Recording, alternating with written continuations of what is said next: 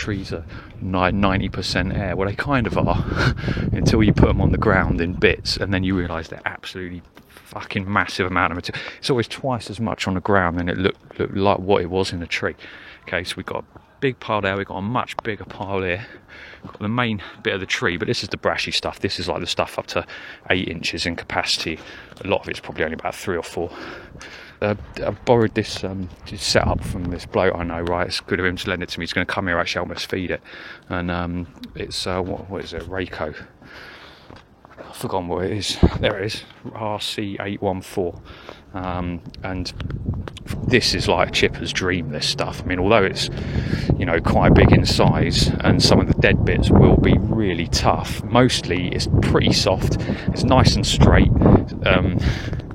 You know, this is like a chipper's dream. I mean, we should be able to chip this in no time, but we'll find out in a moment.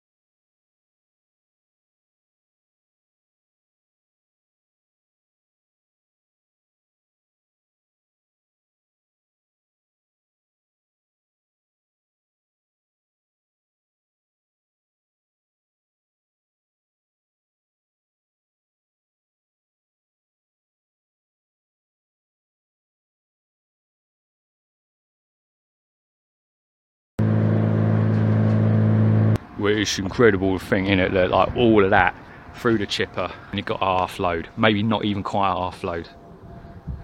That's why you need one of these things.